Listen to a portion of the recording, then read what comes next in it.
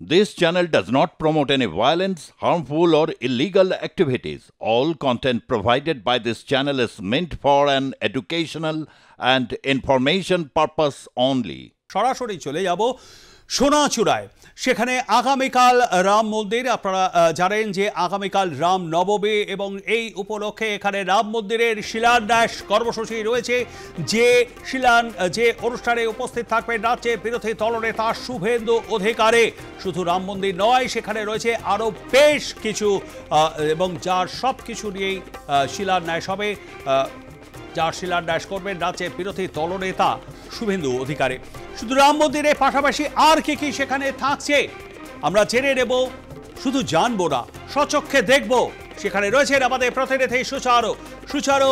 রাত পোহালেই রাম নবমী, ঠিক এই মুহূর্তে কি ছবিটা দেখতে পাচ্ছ সোনাচূড়ায়, যেখানে রাম মন্দিরের শিলান্যাসের পাশাপাশি আরো বেশ কিছু প্রকল্পের উদ্বোধন করবেন বিরোধী দলনেতা শুভেন্দু অধিকারী।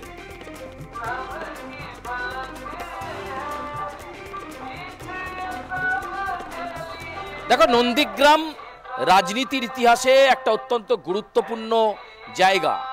সেই নন্দীগ্রামের সোনাচূড়াতেই তৈরি হবে রাম মন্দির।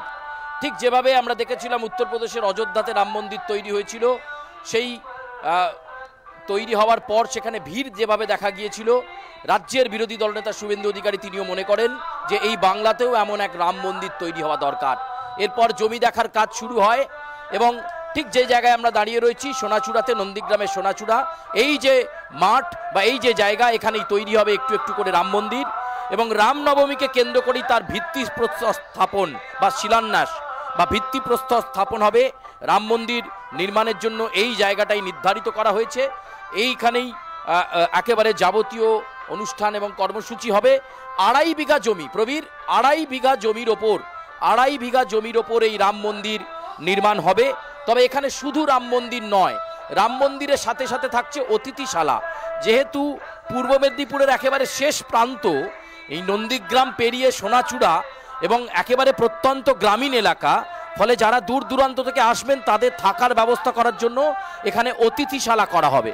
এবং ঠিক এই রাম মন্দিরের পাশেই ওই অতিথিশালা হবে, যেখানে শতাধিক অতিথি রাত্রি যাপন করতে পারবেন, থাকতে পারবেন, যারা বছরের যে কোনো সময় পুজো দিতে আসুক বা যখনই। অতিথিশালার পাশাপাশি হবে হোমিওপ্যাথি চিকিৎসালয়, সেই ব্যবস্থাও কিন্তু এখানে করা হবে।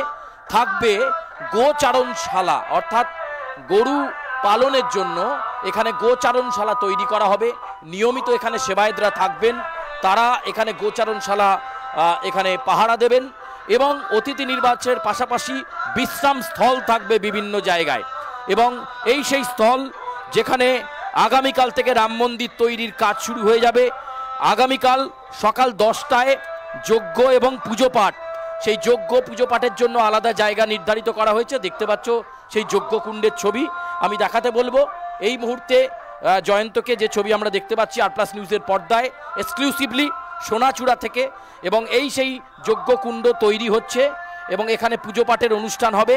ভিত্তিপ্রস্তর স্থাপন বা শিলান্যাসের কাজ এখান থেকেই শুরু হবে, একটু একটু করে তারপর এগিয়ে যাবে এবং যত দ্রুত সম্ভব এই কাজ সম্পন্ন করা যায় সেই দিকে নজর রাখার জন্য রাম মন্দির নির্মাণ কমিটির সঙ্গে কথা বলেছেন শুভেন্দু অধিকারী।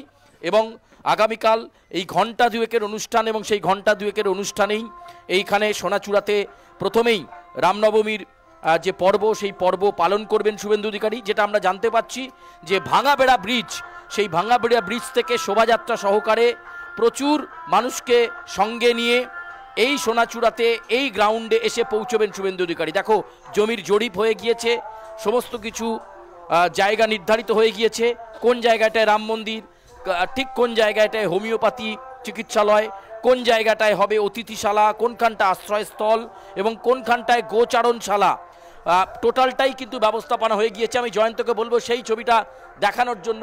এই মুহূর্তে আমরা সেই ছবি এখানে দেখতে পাচ্ছি, তারা প্রস্তুতি নিচ্ছেন। ভাবতে ভালো লাগে না যে আপনাদের এখানে অযোধ্যার মতো রাম মন্দির হবে? আমরা তো গর্বিত, আপ্লুত, মানে আনন্দ প্রকাশ করার ভাষা নেই। ভারতবর্ষের প্রথম, পশ্চিমবঙ্গে দ্বিতীয় রাম মন্দির করছেন, আবার তাও আমাদের বিরোধী দলনেতা এবং আমাদেরই বিধায়ক শুভেন্দু অধিকারী মহোদয়। আমরা আপ্লুত, গর্বিত। একেবারে দেখতে পাচ্ছ, আমি এই মুহূর্তে দেখাবো যে ঠিক সেইভাবেই জমিটাকে ভাগ করা রয়েছে। রাম মন্দিরের পরের পাটে থাকছে অতিথিশালা এবং তার পরের পাটে থাকছে গোচারণশালা, হোমিওপ্যাথি চিকিৎসা কেন্দ্র। ঠিক একটা স্তরে 2.5 বিঘা জমি নিয়ে, আবার বলবো 2.5 বিঘা জমি নিয়ে এই রাম মন্দির এবং তার সাথে সাথে যাবতীয় যা কিছু বললাম সেগুলো তৈরি হবে একটু একটু করে। আগামীকাল তার ভিত্তিপ্রস্তর স্থাপন এবং এই রামনবমীর দিনটাকেই বেছে নেওয়া হয়েছে। এখান থেকে কর্মসূচি করার পর, সোনাচূড়ার এই কর্মসূচির পর মেছেদাতে চলে যাবেন পশ্চিমবঙ্গের বিধানসভার বিরোধী দলনেতা শুভেন্দু অধিকারী। মেছেদা থেকে তিনি শোভাযাত্রা সহকারে প্রায় 3.5 কিলোমিটার পথ অতিক্রম করবেন। সেখানেও তিনি বলেছেন বিভিন্ন হিন্দুত্ববাদী সংগঠনকে উপস্থিত থাকার জন্য। বিশ্ব হিন্দু পরিষদ, এছাড়াও রয়েছে রামকৃষ্ণ মঠ এবং মিশন, ভারত সেবাশ্রম থেকে শুরু করে আরও বিভিন্ন সংগঠন বা প্রতিষ্ঠান, তাদের অতিথিবর্গকে আমন্ত্রণ জানানো হয়েছে আগামীকালের এই মঞ্চ। সেই মঞ্চও একেবারে প্রস্তুত এবং এই মঞ্চ থেকেই কিন্তু রামনবমী উপলক্ষে অনুষ্ঠান হবে এবং রাম মন্দির কীভাবে গঠন করা হবে সেই সমস্ত কিছু বিষয়ে আলোকপাত করবেন এখানকার অতিথিবর্গরা। দেখো, শেষ মুহূর্তে ধ্বজা প্রস্তুত করা হচ্ছে, ধ্বজ তৈরি করা হচ্ছে, শেষ মুহূর্তে প্রস্তুতি একেবারে তুঙ্গে বলা যেতে পারে।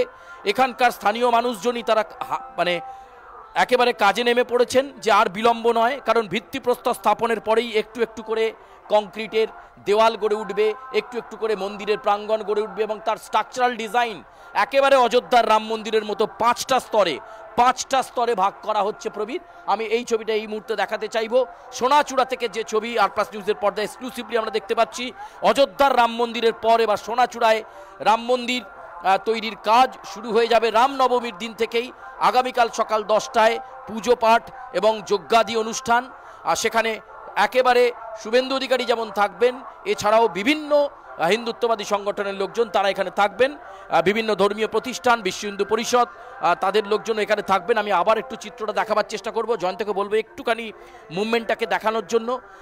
একেবারে এই স্থানটাকে সাজিয়ে তোলা হয়েছে এবং একটু একটু করে এখানে গড়ে উঠবে সেই রাম মন্দির। আমরা যে চিত্র এখানে দেখতে পাচ্ছি এবং যজ্ঞকুণ্ড একেবারে প্রস্তুত এবং 4টে থেকে 5টা স্তরে ভাগ করা হয়েছে এই 2.5 বিঘা জমিকে। একদিকে থাকবে রাম মন্দির, একদিকে থাকবে অতিথিশালা, একদিকে থাকবে হোমিওপ্যাথি চিকিৎসালয়, একদিকে থাকবে একেবারে সাধারণ মানুষ যারা দূর দূরান্ত থেকে আসছেন তাদের জন্য একটা জলপানের জায়গা যেমন থাকছে। ফলে এভাবেই এই স্তর বিন্যাস করা হচ্ছে এবং চিত্রটা দেখো যে একেবারে প্রস্তুতি কিন্তু এখানে হয়ে গিয়েছে এবং জানি যে রামনবমীকে কেন্দ্র করে পুলিশ প্রশাসনও যথেষ্ট সতর্ক। মেদিনীপুর জেলাতেও একাধিক জায়গায় রামনবমীর শোভাযাত্রা হবে। আগামীকাল মেদিনীপুরেও মেছেদাতে থাকছেন দিলীপ ঘোষ, তিনিও মেছেদা থেকে শোভাযাত্রা করবেন। আমি এই মুহূর্তে মূল মঞ্চের দিকে ছবিটা একটুখানি দেখাতে আমরা দেখতে পাচ্ছি এবং রাত পোহালে ঠিক এখানে রাম মন্দির, নন্দীগ্রামের রাম মন্দিরে শিলান্যাস করবেন রাজ্যের বিরোধী দলনেতা শুভেন্দু অধিকারী। ধন্যবাদ আমাদের সঙ্গে থাকবার জন্য। কথা বলছিলাম আমাদের প্রতিনিধি সুচারু মিত্রের সঙ্গে।